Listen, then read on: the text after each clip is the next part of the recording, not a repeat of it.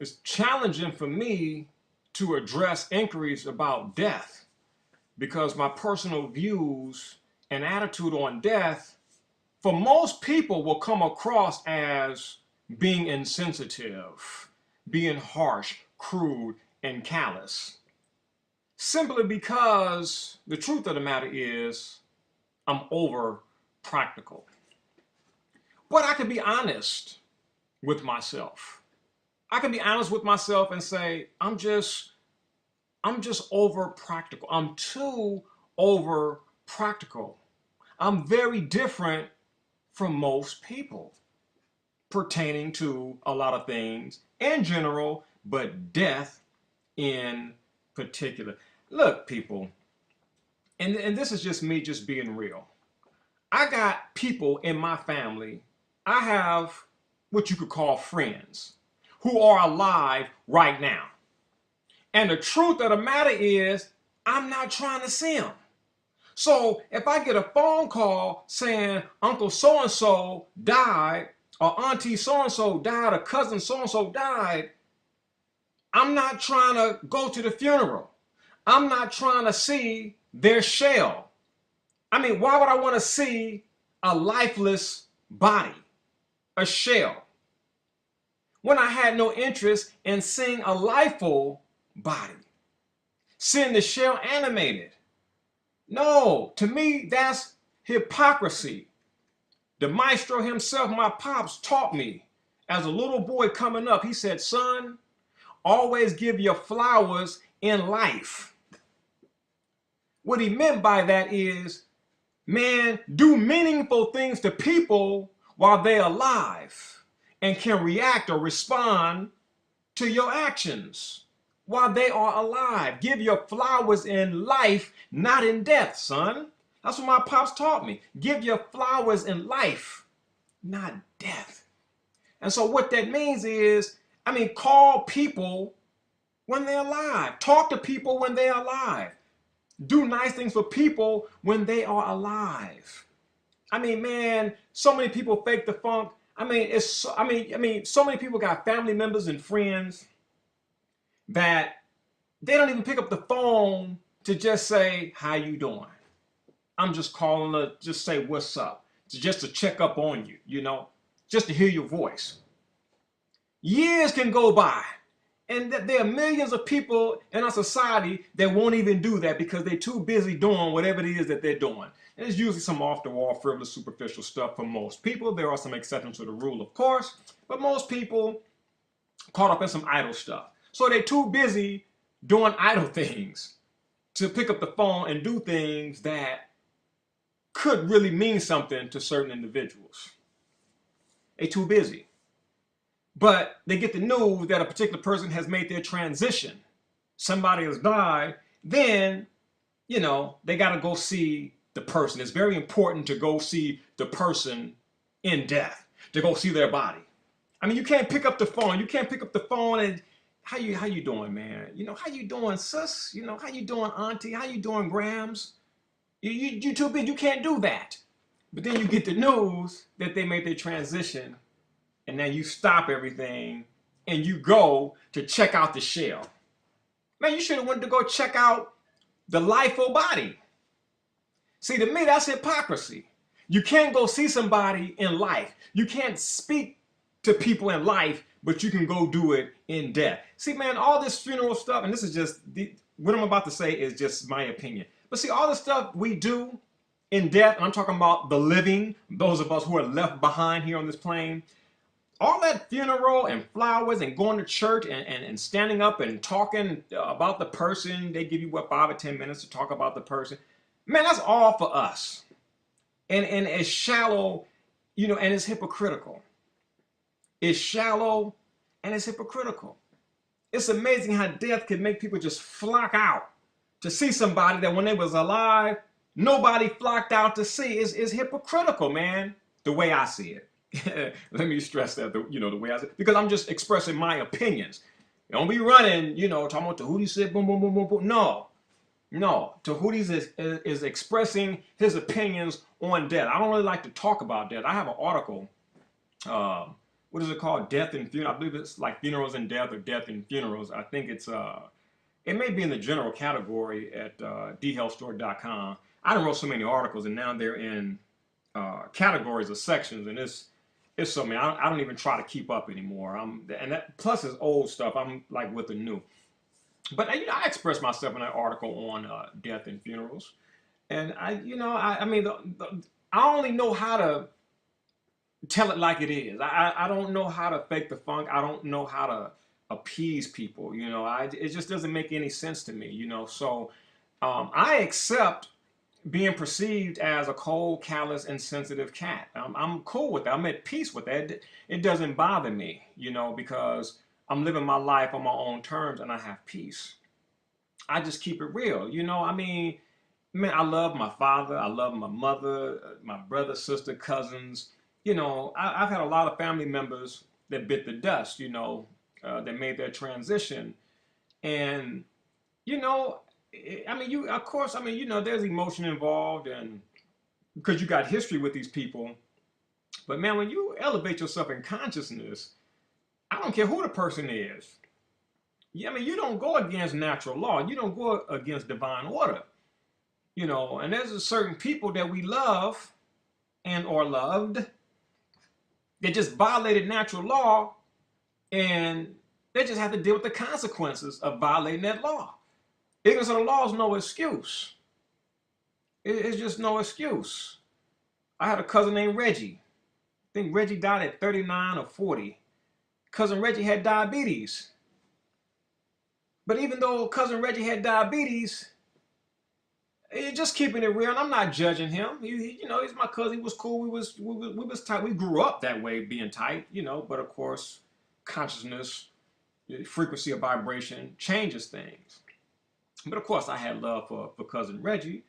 But at the same time, I had to recognize how cousin Reggie chose to live. Even if that choice was made by default, even if it was an unconscious choice, it was still a choice nonetheless. And so cousin Reggie had diabetes, but cousin Reggie chose to eat sugary donuts. Cousin Reggie chose to drink sugary soda pop. I mean, come on, man. I mean, and I understand that like back in the 60s and 70s, we called diabetes what it really was, sugar diabetes. See, the sugar lobby got together and they removed the sugar from sugar diabetes. So now it's just diabetes. And, you know, people are way more unconscious than, you know, say, 30 years ago, a generation ago. So people can't figure stuff out. Diabetes. They can't make the connection between sugar and diabetes. Sugar blows out everything on the human body, but sugar greatly blows out the pancreas. And diabetes is nothing but a pancreas disorder, a pancreas challenge. It can be fixed. But man, you mess around with those doctors, man, they're not fixing nothing. They're going to give you some pig juice. They're going to give you some insulin from a pig so you can inject yourself like a junkie.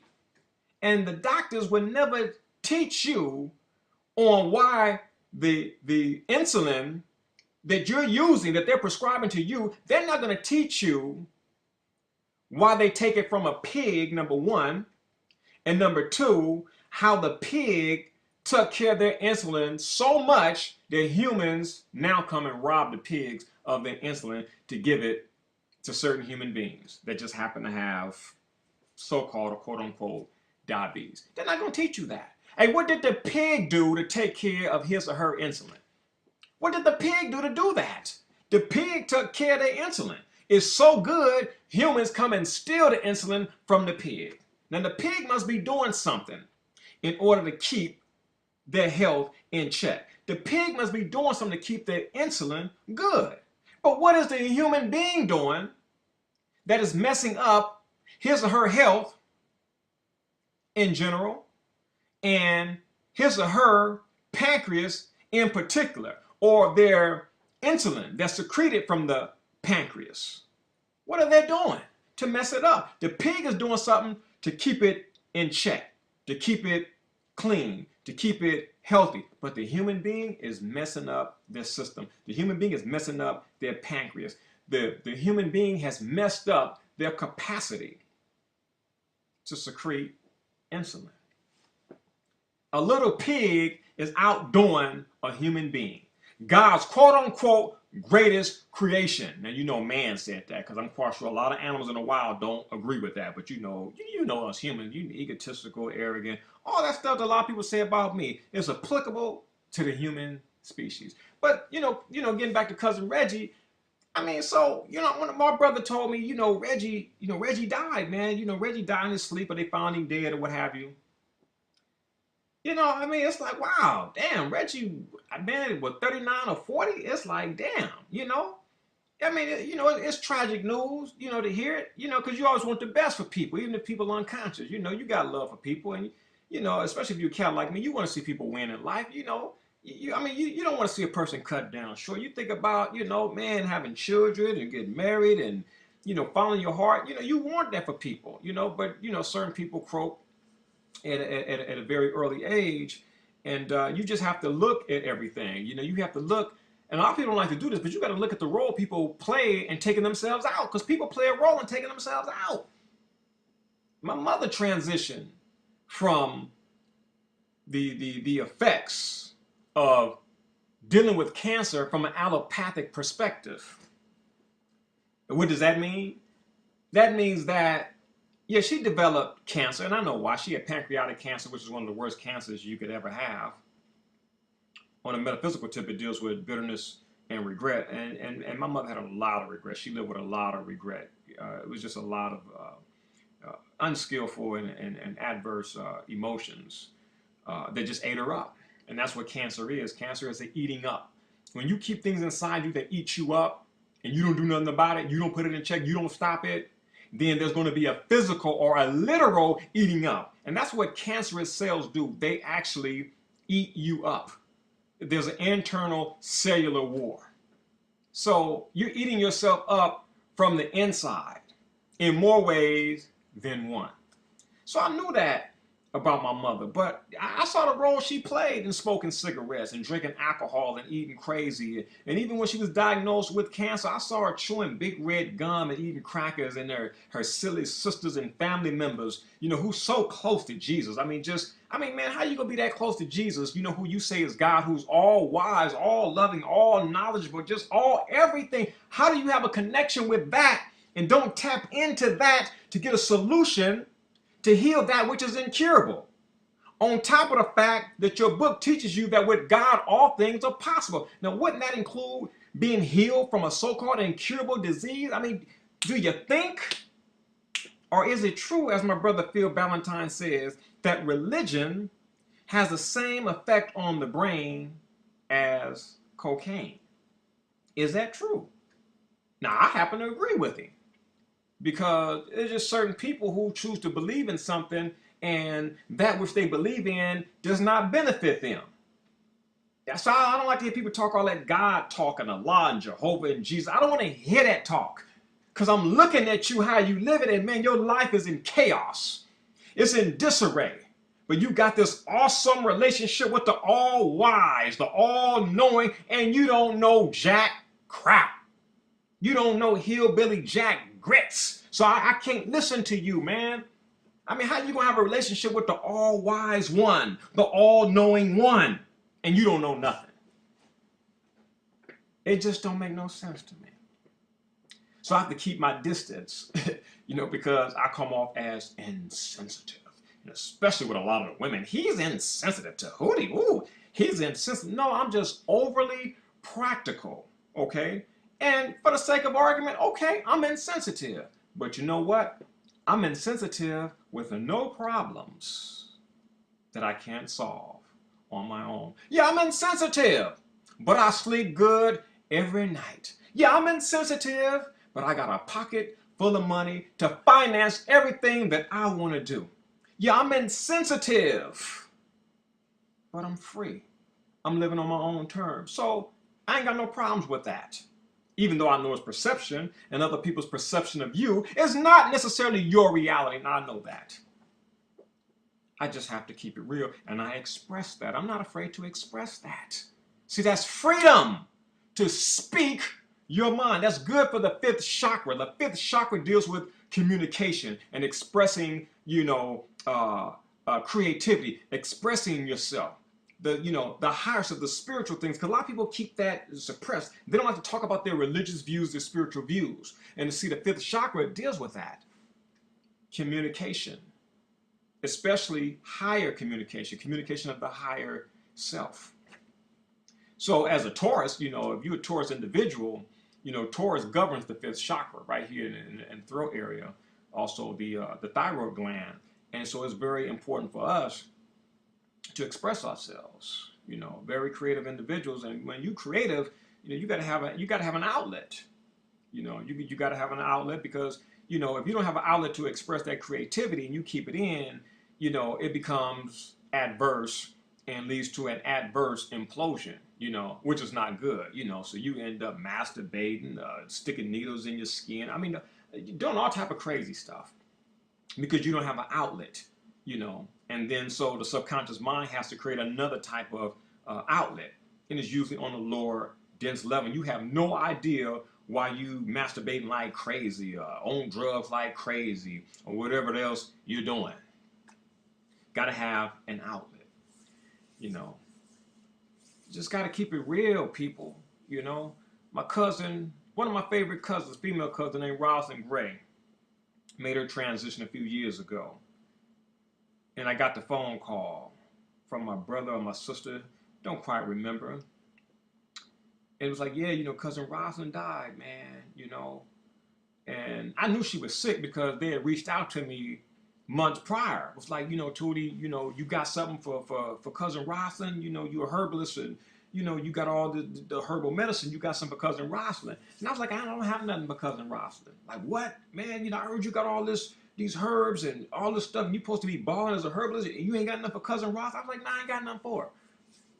Because by that time, man, you get tired of the BS. And so people be tripping like, you ain't gonna help your cousin? No, I don't play games. Tahuti Mara does not play games. No, I'm not gonna help cousin Rosalind. Why should I? Why should I help cousin Rosalind? Rosalind was ignorant, unconscious, fearful. Hers was not gonna work for her.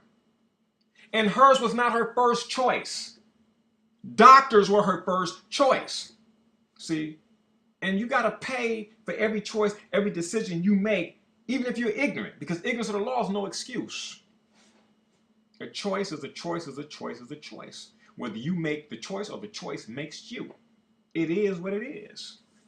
So, cousin Tahuti was not her first choice. The allopathic doctors were her first choice. And when the doctor said, we're sorry, Miss Gray, we've done everything we can do for you.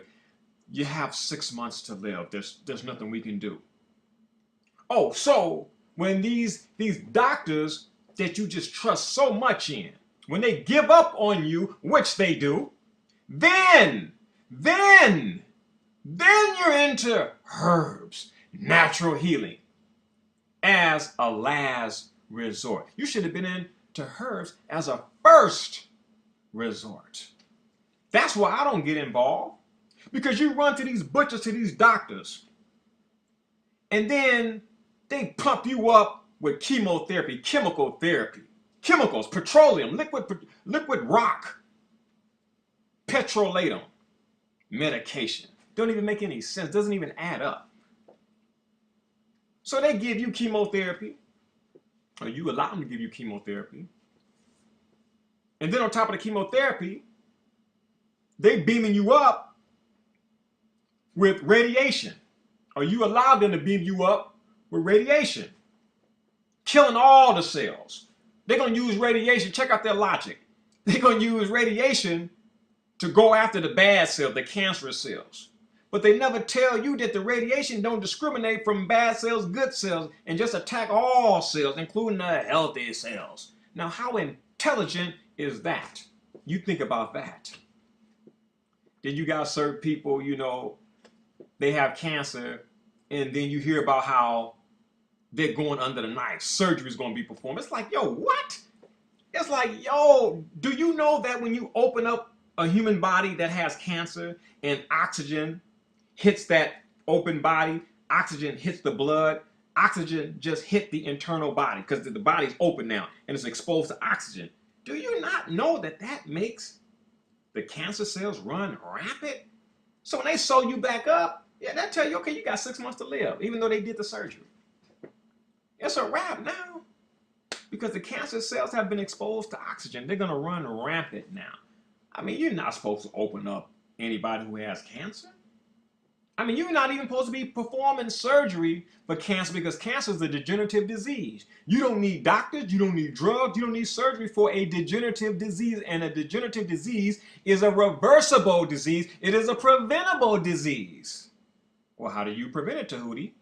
You prevent it by changing the mindset, which deals with changing the attitude, which deals with changing the lifestyle, which includes diet, which includes changing the environment. And that also includes changing the people whom you convert with or associate with, because people are also toxins.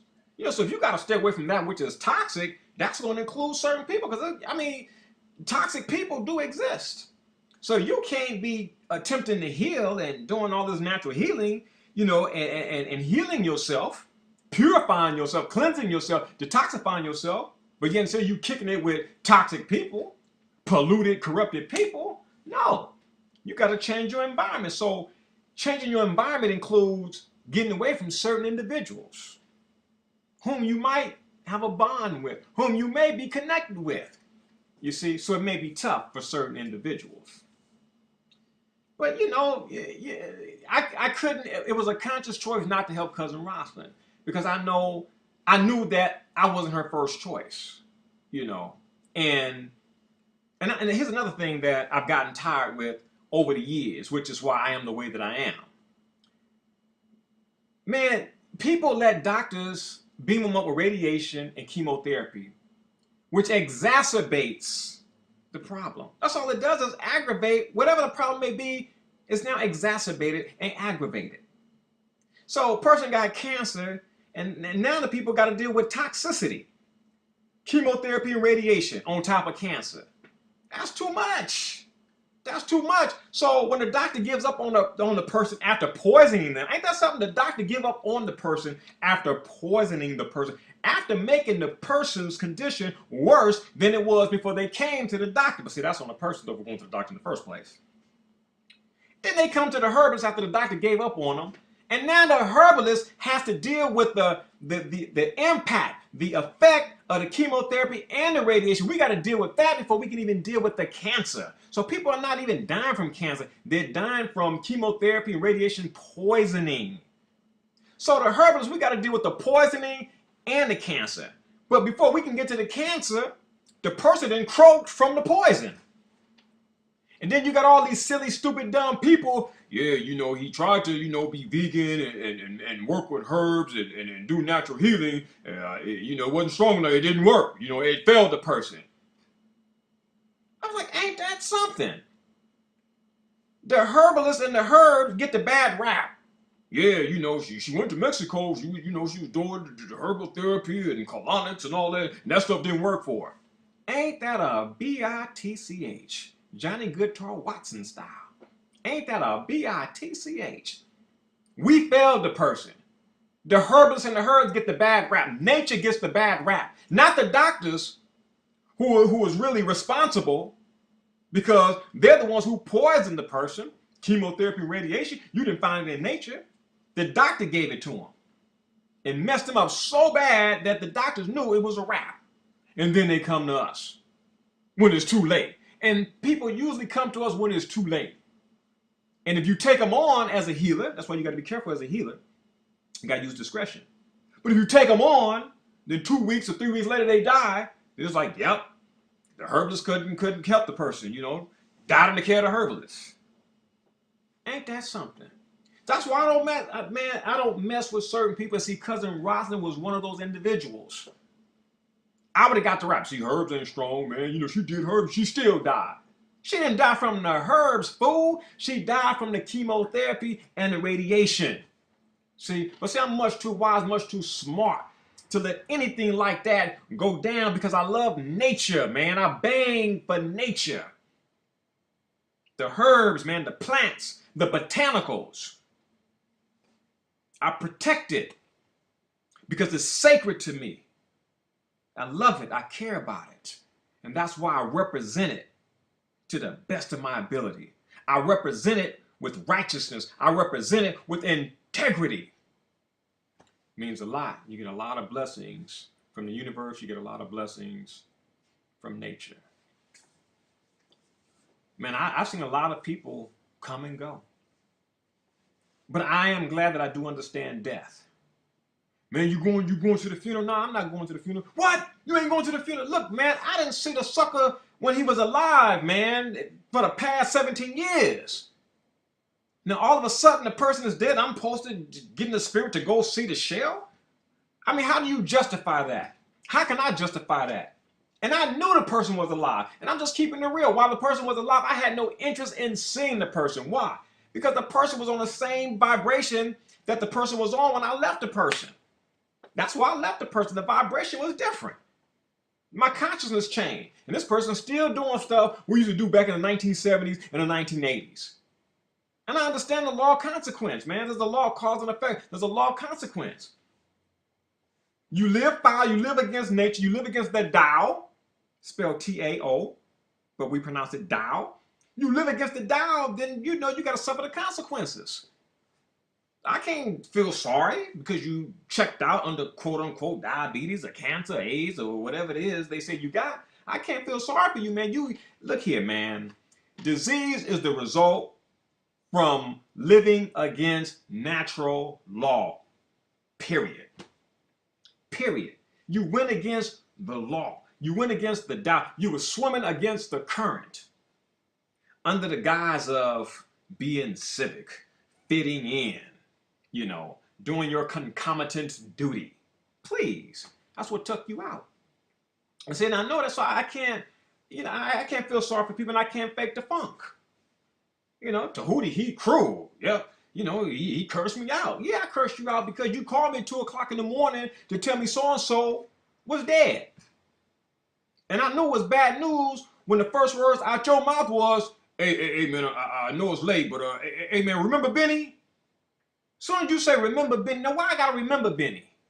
So anytime, you know, we remember somebody or something, you know, we're dealing with death. And remembering ties into memorial. A lot of times when you have a memorial, you have, you know, you're dealing with remembering the person. Hey man, hey, you remember JJ? Hey, you remember Cisco? I already know where you're going. They dead. See, because now they just a memory, and I got to remember them now because I can't go see them because they dead.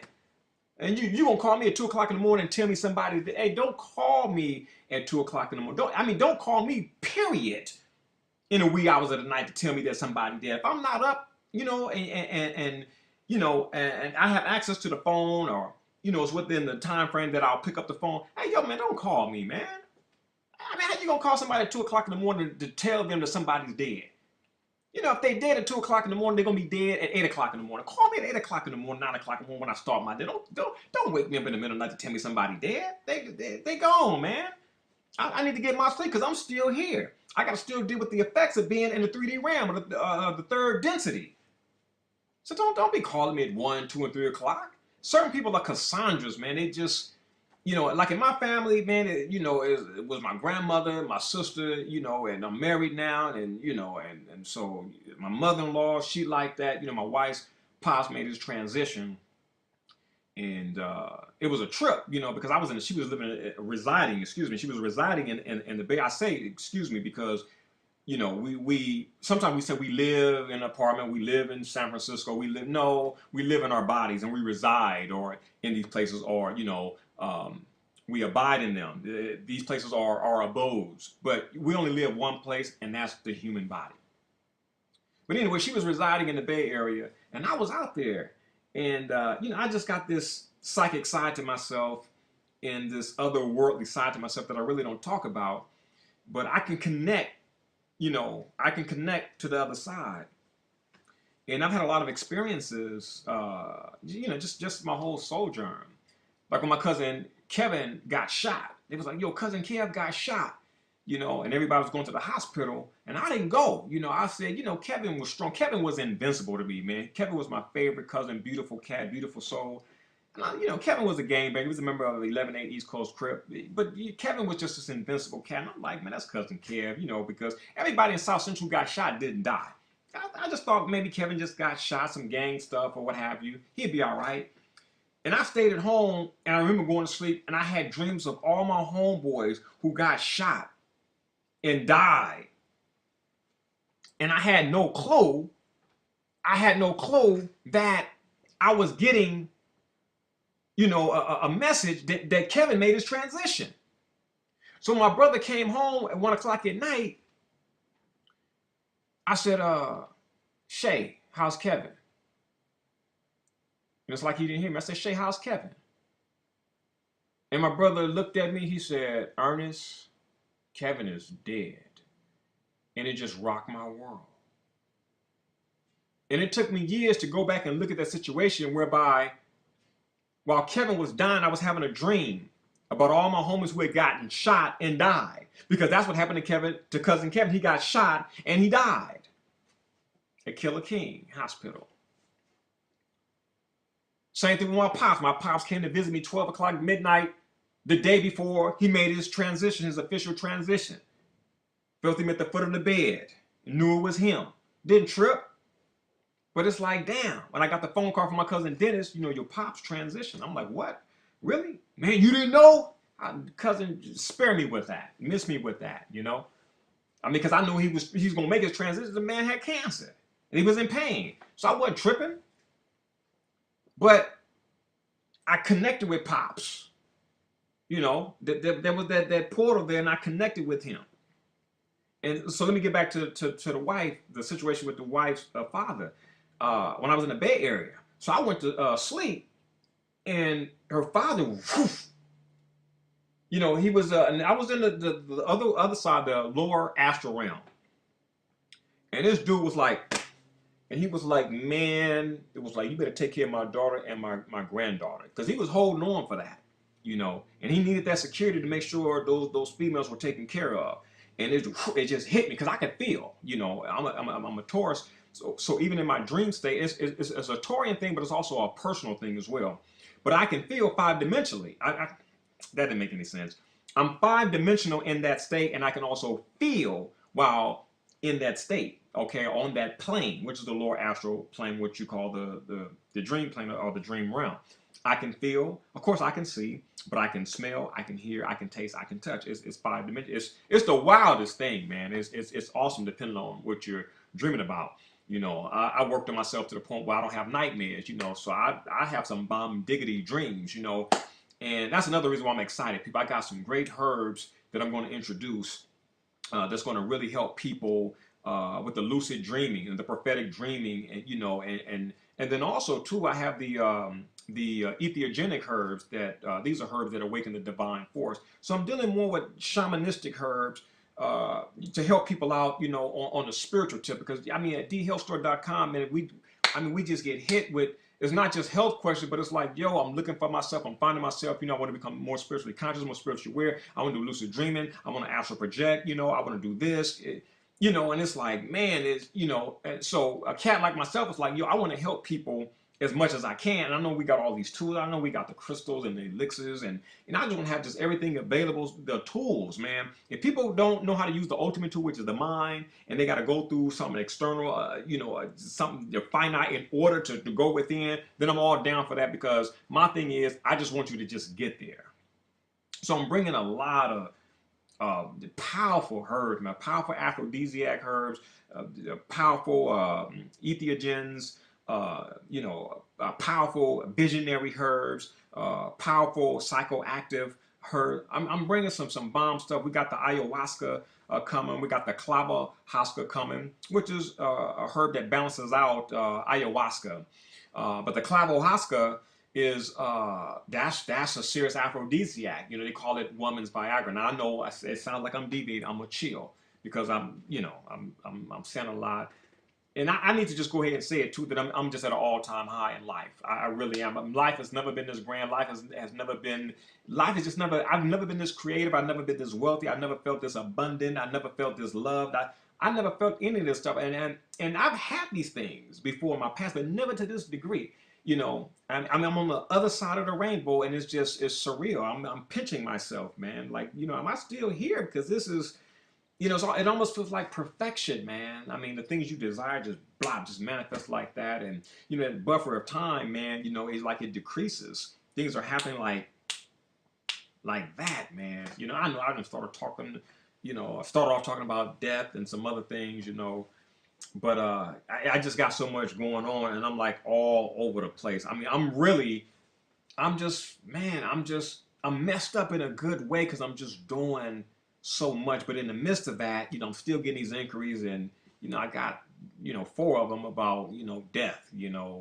How do I feel about cremation and or burial, and talking to people on the other side. And I said, okay, I'm not really back yet, but I said, let me go ahead and address this.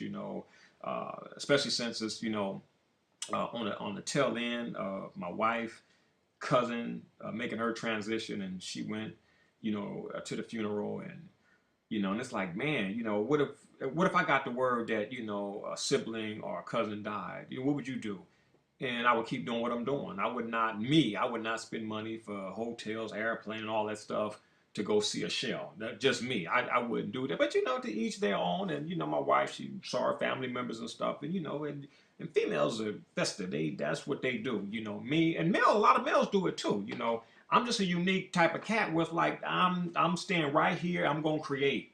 I'm gonna create. I'm gonna create. I'm gonna do what I came to Earth to do. I'm gonna generate me some snaps because I got a lot of stuff to do to impact this planet here, and I can't miss a beat. You know what I'm saying? But the person is dead. Whoa, whoa, whoa, whoa, whoa, whoa, whoa, hold up. First of all, you're a Christian. Y'all people be talking that I'm gonna see him again. I'm gonna see him again when I get on the other side. I'll see him again. So why are you tripping on me? If that's true that we're gonna see these people again, why are you tripping because I don't go to a funeral? I'm gonna see the person again when I make my transition. So what's the big deal? So if I don't see him at the funeral, I just see him when I transition. Keep your panties on, chill. Take a chill pill. You ain't gonna go to the No, I'm not.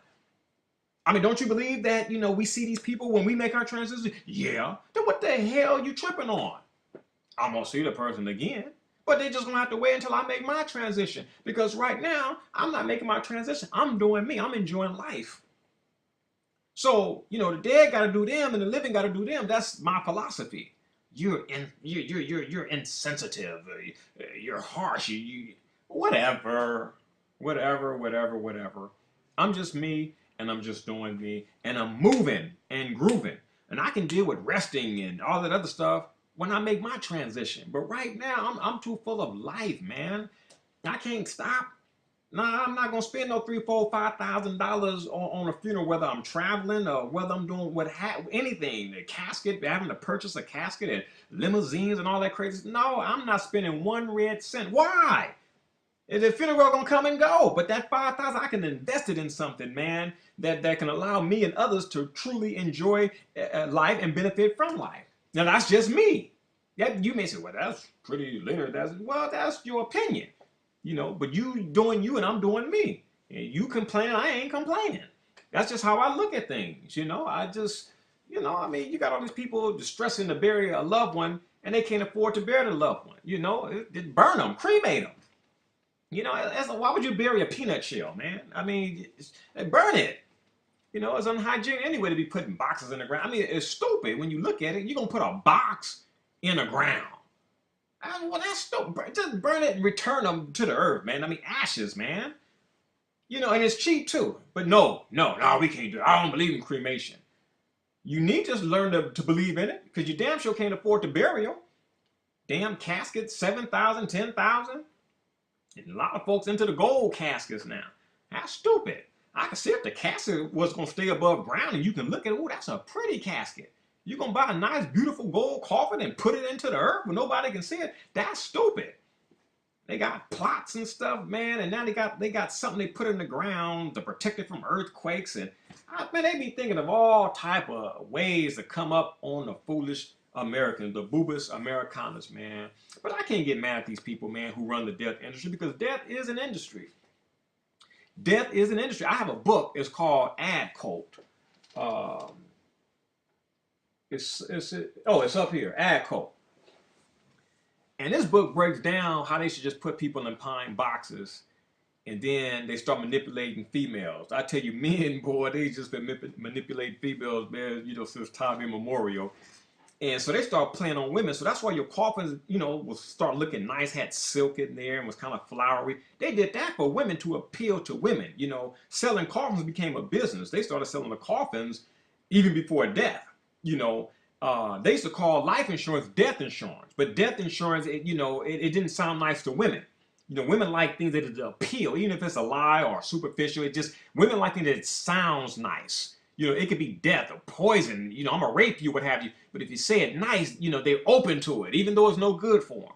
You see, men have figured that out, that type of female psychology there, and it's like we're gonna change it from death insurance to life insurance because that sounds better. That appeals more to women. Life insurance, death. Oh, death! My husband's gonna die. It doesn't sound good. And if you want someone to spend some money, they gotta feel good. I mean, it's a whole science, and I didn't create that. It's written about. You just got to get the book. You may not be able to find it because the book came out 15, 60, 70 something years ago, but nevertheless, it exists, and all of this stuff is fascinating, man. I'm a Scorpio ascendant, so the dark side, death, greatly appeals to me. I'm greatly into it. Not from the the sinister or the evil or the macabre aspect, but from a philosophical aspect, I'm into it. It's part of the investigation. It all goes together. So, but anyway, let me get out of here, people. Man, I got to get back, man, to creating these formulas here, man. I'm not into man-made time or mundane time, but it just doesn't feel like there's enough time in the day. So let me go ahead and get back. I just want to just throw something out there because hell, I don't know when I'm gonna come back with these videos, and I ain't gonna even lie to you, man. I just been like on the fence, like, man, should I just really get out this whole video thing here and just disappear and just write art? I be going back and forth. Because I like my writings. I'm like, let me just write. I can do more if I just write. If I do videos, the more I do videos, the more, my life gets crazy and hectic and, but I don't say anything though. I'm not gonna say, listen, this is my last video because, a week or two later, I got some good stuff to share with you and so I just keep my mouth shut and just take it one day at a time. So if you don't see me, I'm over here doing my thing. I'm always doing my thing. I'm always on the scene, even when I'm not on the scene. As oxymoronic as that sounds. Always on the scene and, always got something to talk about. It's all good, people. It's all good. But, for the individuals who ask those questions, I mean, there it is in a nutshell, about death. I'm not pro funerals, which is a waste of money. Uh, I'm not for burial, which is unhygienic. It does no good for the earth. I believe in cremation. I mean, those are my views. I believe in giving your flowers in life, rather than death. I believe in picking up the phone and telling people that you love them. I don't believe in, going to a funeral and talking to a damn shell. I love you. You should have picked up the phone and told the person you love them. Damn hypocrite. So